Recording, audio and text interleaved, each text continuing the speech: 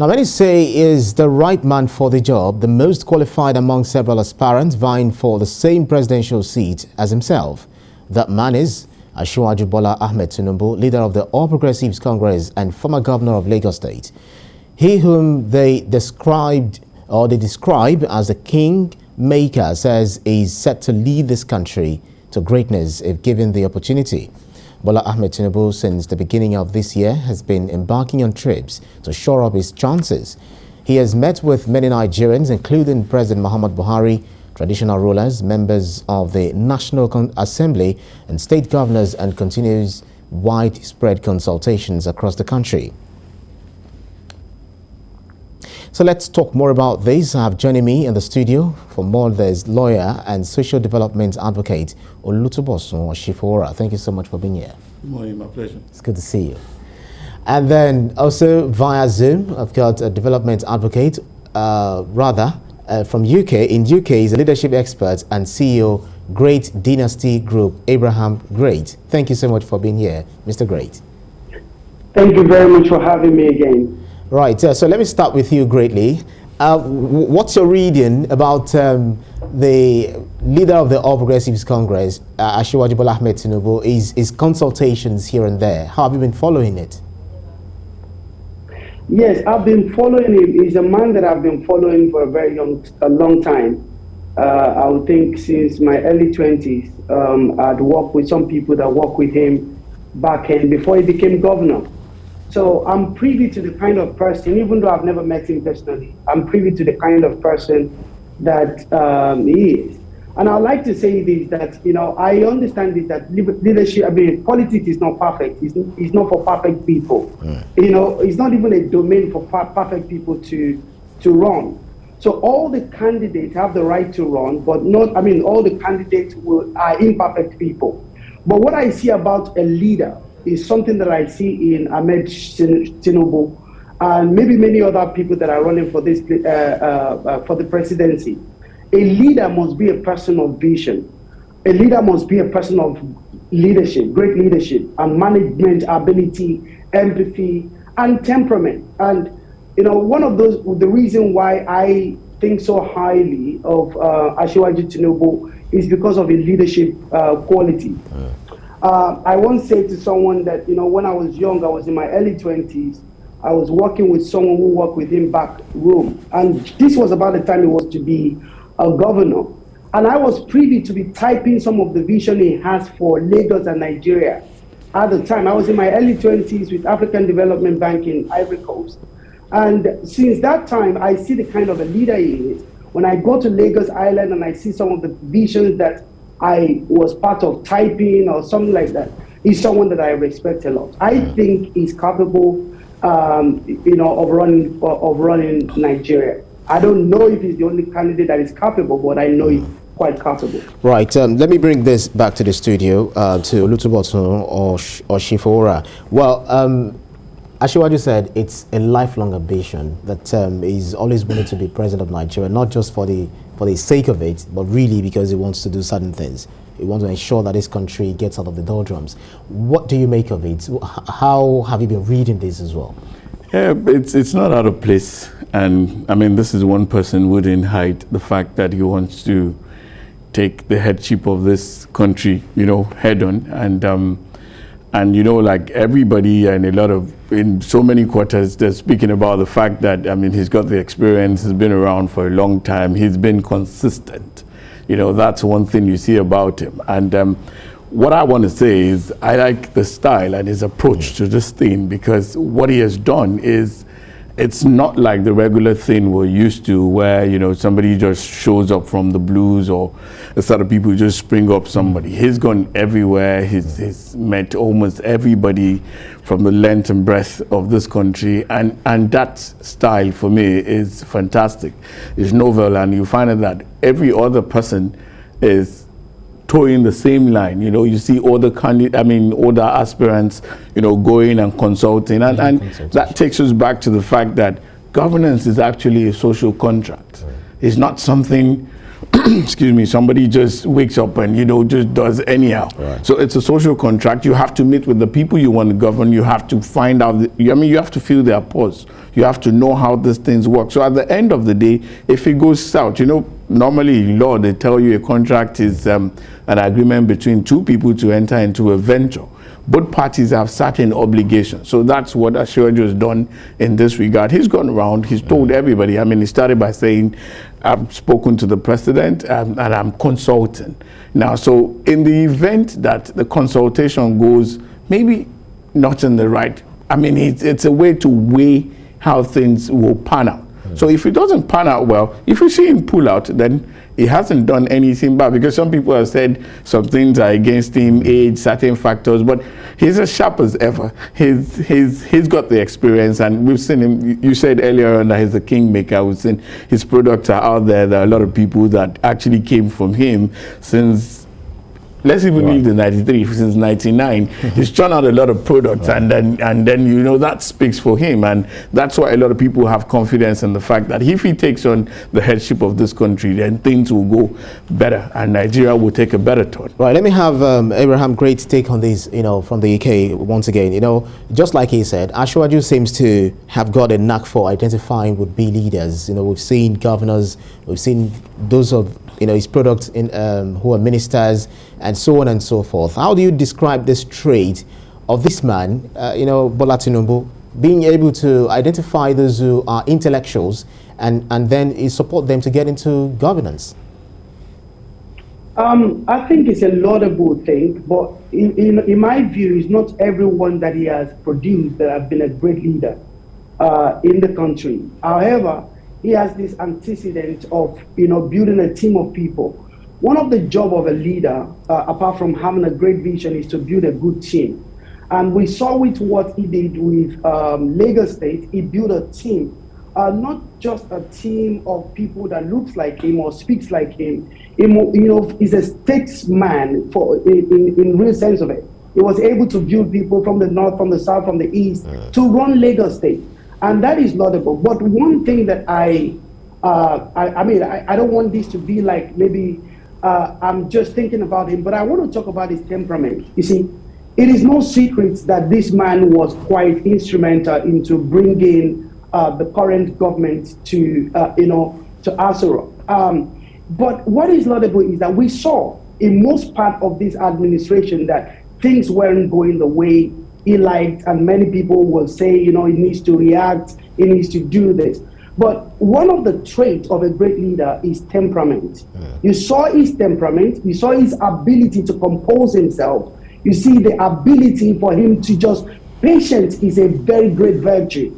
We want Nigeria transforming one day. I don't even know if he will be able to transform Nigeria, but what I can see is that he's got that team, the team building capability, but he's also got a very unique temperament that can really help.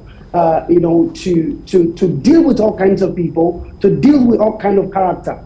If a leader is impatient, you see all kinds of things that you're seeing in the country, agitations and stuff, because you will say something, you'll be arrested, you will do this, we need someone to come into the country right now to lead a country with empathy. And perhaps he may be fit for that. Right. From his judging from his temperament. Right. President Muhammadu Buhari, the incumbent president of Nigeria, has always attributed his victory at the APC presidential convention and 2015 general elections to the selfless efforts of Asiwaju Bola Ahmed Tinubu and a few others. But despite some, seeming antics to whittle his influence, he's toured well over and never thought of leaving the party. Would you say is really a party man?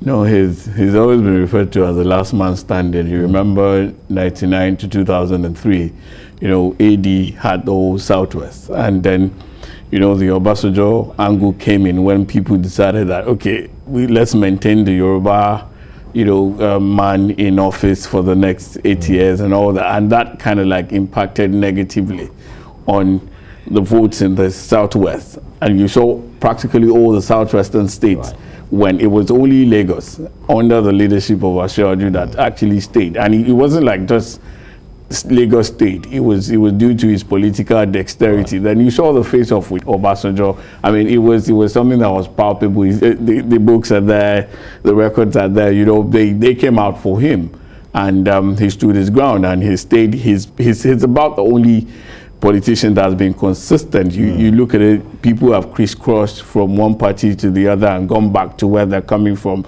Some have gone back to where they've left and all that. But he's one man that has stood his ground and maintained, you know, his position on this thing. And if you also look at it, there's another thing that speaks for him, really. You may not like him. You may have certain misgivings about him, but there are some things, there are some innovations that are credited and creditable to him.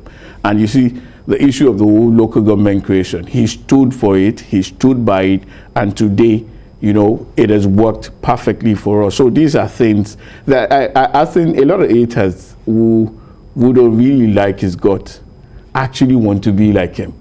They like the kind of influence he wields.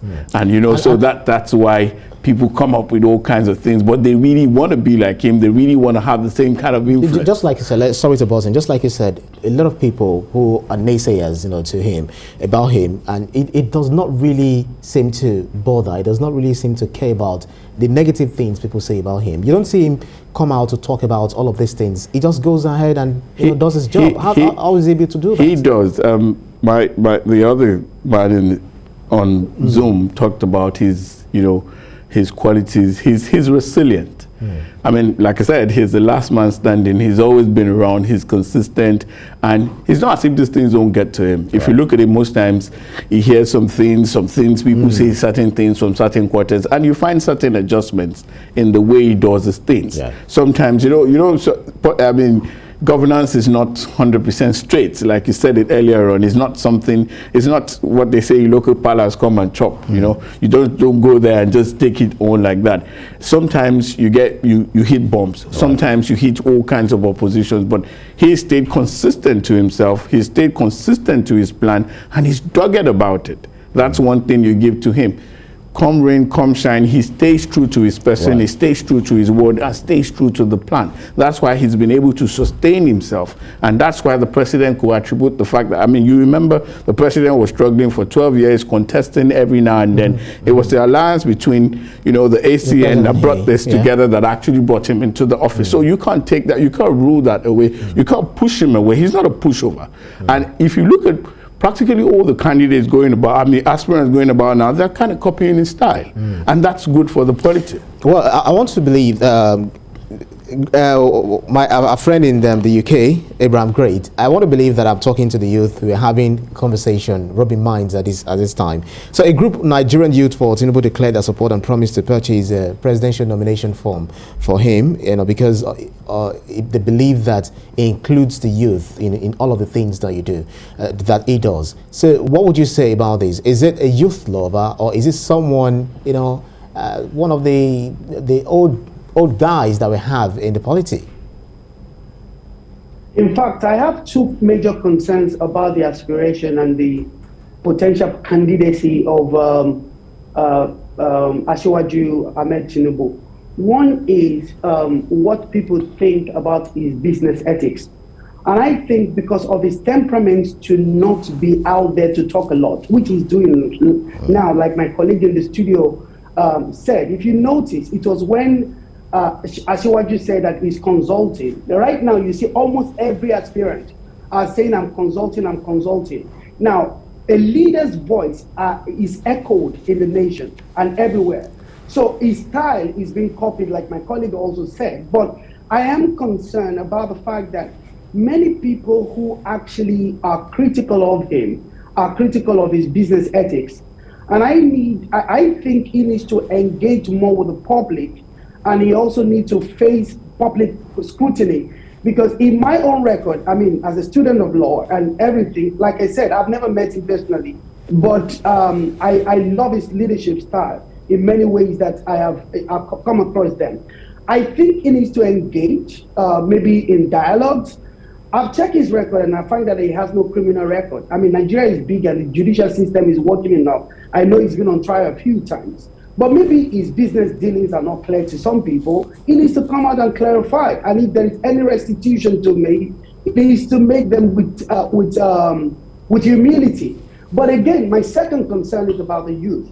You see, with the youth, it seems to me that the party that he has fathered or that he has helped to put together in the coalition that brought about the APC has this antecedent of having very smart young people working behind the scene, but there are many people that the chairman or Asiwaju is indebted to. Therefore, these people, it's almost like the succession is planned. So you may be young around him, your future is not really guaranteed. But what would it be like right now if he finds other way to pacify the people who feel entitled, right, to political offices or what have you? What would it be like if he actually, restructure everything and bring fresh blood, new people, and compensate the old, not to get rid of all of them, put some of them in the back end, bring some fresh blood. That was what Obasanjo did during his time. If you recall, President Olusegun Obasanjo went everywhere in the world, in Nigeria, outside of Nigeria, Frank Weke and all this, brought a lot of people back into the country, brought a lot of people from inside of the country, make a lot of them, work with him. And this is what we want to see, fresh. If there's any word that he should be looking for, Asiwaju should be looking for, it should be fresh. Mix the team with very young people in their 20s, in their 30s, in their 40s. They will help him in strategy, and they will help him in many other ways. That's my view. Right. I think he loves the youth, but a lot of them are in the back end, and many of them would not even have political future in his lifetime. Makes a wise man wants whatever you want people to do behind you, let them do it in front of you. Right, thanks, Abraham. Great. So I'll come to you, Olutuboso, here in the studio.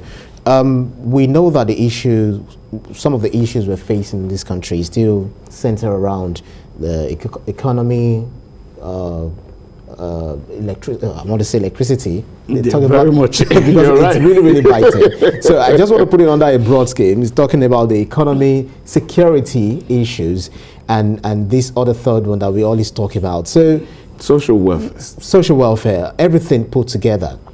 Do you think, just like the governor of Lagos State says, Babajide Sanwo-Olu, he said that the former governor has got the magic wand to fix this country? Do you believe so? Yeah, the records are there and they speak for him. If you look at one of the things credited to him is the fact that Lagos State's IGR used to be almost nothing. And when he came on, because he was able to expand the state, opened new doors and, new avenues for money making. Wow. Lagos State is way up there with IGR. So that speaks for the fact that if he takes over, when he gets there, definitely he's got what it takes to actually expand.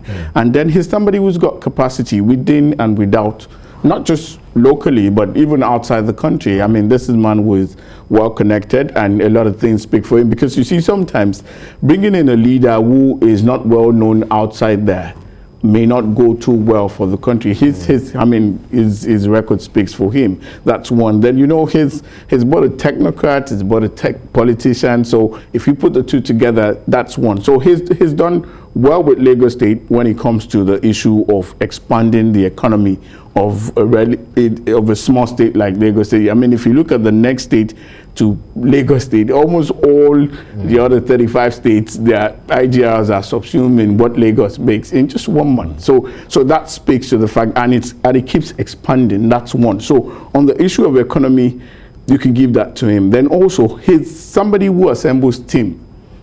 Because if you look at it, like my colleague said, there's been succession plans, people are coming, and Lagos is still expanding. We've had like 3 governors, and you see the thing going up, nothing has come down. So that's then also with security. Now, because you measure the big thing with a small thing that somebody has done, and like the Holy Book says that if you're faithful in little, you'll be faithful in much. Now, so if you've seen what I've done at the micro level, definitely that's the basis for which you give me a higher, higher task. So with security, I think he's got what it takes to actually put that. He's proposed a few economic theories. I've read some of his books, and I think if given the chance, the country will be the better for it. Well, Abraham, great in the UK. We also know that we are faced with another security challenge. We talk about kidnapping. I'll talk about we are also divided along ethnic lines, different rhetorics, bandit in the country, and so many disunity that we have experienced in Nigeria, even though the incumbent the current administration is trying its best to ensure that we are united. So how would you look at the IPOB too in the southeast, and so on and so forth? But then how would you describe the person of Asiwaju Bola Ahmed Tinubu if he eventually becomes the president of Nigeria, as he, really wishes to be? How would you describe him being able to unite the country, looking at it on the, against the backdrop of over 200 groups from the north central, just yesterday met in Abuja and unanimously endorsed him, for president? What would you say to this? To be quite honest, we can't tell how someone is going to turn out. Every presidential election is a risk on the candidates that you are voting for, that you are supporting, what have you. But what we can see is antecedents. Was Lagos secure during his tenure? Is Lagos still secure? The last I checked, is probably the most secure state in the country. There are some, thuggery and, here and there and stuff. But, say the same thing here in London or in New York or in Paris or every part of the world. But one thing I want to say about security is this, or a few things about security, and I think that whoever will run the country should be mindful of. During the time that President Buhari was inaugurated into office, on the day of the inauguration, I was actually beside the podium. And when the president was giving a speech, there was such an aura in the arena that everybody was filled with joy. Everybody was filled with hope. And the more he was speaking, I was seated with Professor Abati, the former energy minister or something. I had to leave where I was to go beside the stage because the word, the script were so sweet. When a leader leads right, people will be happy and there will be less violence in the country. There was a time where we had a leader who would go to every part of the country and be dancing with the people. There was a time we had a president in the country who will be telling comedians to write for him jokes that he can insert. We cannot be inciting our people and expect the country to be secure. We need a leader who can take a banter. We need a leader who can pacify. We need a leader who can take jokes, who can take things. We can't keep locking people up, keep reacting to everything. We've got to be very careful. The second thing about security, which the economic prowess of the like of Ahmed Bola Tinubu and maybe other candidates that may be capable have, is the power, the economic power to transform the energy sector. Now, if there is light, evil thrives where there is darkness. If you see permanent electricity in Nigeria today, you will realize that security will increase significantly.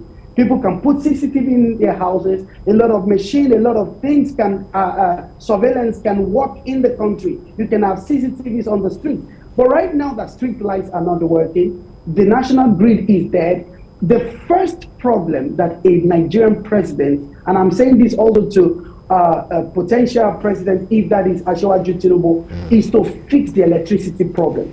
I know a lot of people are benefiting from it economically, but we need to repent from that and fix the electricity, and you realize that, ensuring national unity through body language, through temperament, and at the same time fixing the electricity problem. The third would be then sorting out whatever needs to be sorted out with the military. We may know what is going on behind the scenes. All right. Insecurity is a business. All right, we're taking this in a bit. So let me bring this back to you. A lot of people have also raised concerns about, I think you alluded to the fact that some said that he's not fit as a fiddle. He does not have the, the power, the youthful power as he used to, moving from, but we've seen him traverse the length and breadth of this country. He's been to, toward the southwest, it's been to the north. He's been moving around, during this consultation and standing for more than 2 hours talking without even fidgeting, without doing anything, something that even some youth might not be able to do. So how would you speak to this? Well, sincerely speaking, you don't expect him to be as strong as he was in 1993 or 1999, and I'm not going to stand there and say he's as fit as when he was then. It's aging.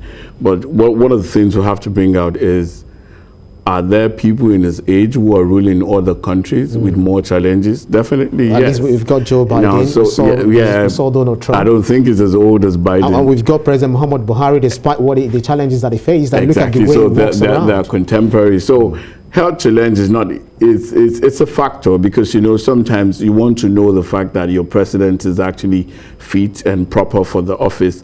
But at the same time, we've seen him move around, and also we've seen presidents fall ill. Even young people, you know, I mean, they'll say in my dialect that sometimes you see very, so right. But basically, let's just say that we've seen presidents fall ill. Roosevelt was ill at some point, you know, and that didn't stop the state from moving. Though we don't want somebody sickly, but I don't think his health is impaired, and he has the capacity to do that. We've seen him talk, we've seen him go around. He's working by himself, nobody's aiding him. So I think, and if he says he's fit and the doctors certify him so, then let's allow him to just go ahead and do whatever he wants to do. Right. It's all for the country to be the better for it. That's what we hope. And we think a lot of people believe in him, and then let's hope that the country gets better. Right, I'm sure we can exhaust, talking about, the president of Asiwaju Bola Ahmed Tinubu, vis-a-vis the current reality we are in Nigeria.